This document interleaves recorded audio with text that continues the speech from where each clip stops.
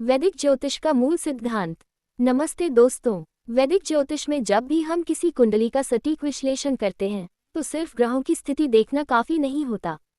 हमें ये समझना होता है कि कोई ग्रह किस राशि में बैठा है, उसका उस राशि के स्वामी के साथ कैसा संबंध है और क्या वह ग्रह पीड़ित है।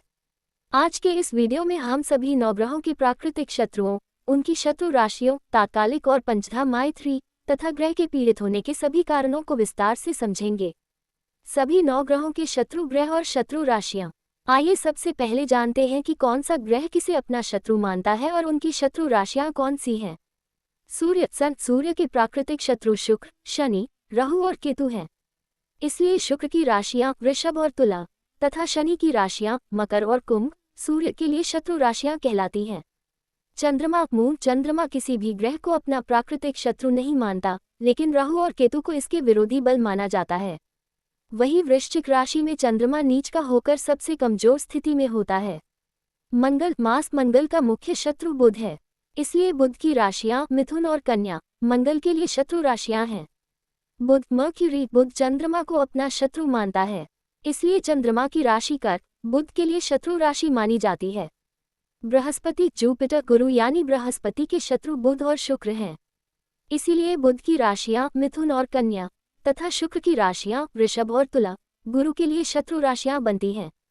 शुक्र। वीनस। शुक्र के शत्रु सूर्य और चंद्रमा हैं, इसलिए सूर्य की राशि सिंह और चंद्रमा की राशि कर्क शुक्र के लिए शत्रु राशियां हैं।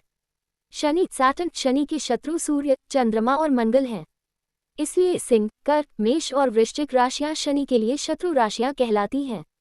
राहु और केतु। ये दोनों छाया ग्रह सूर्य, चंद्रमा और मंगल को अपना शत्रु मानते हैं, इसलिए सिंह, कर्क, मेष और वृश्चिक इनके लिए भी प्रतिकूल राशियां होती हैं।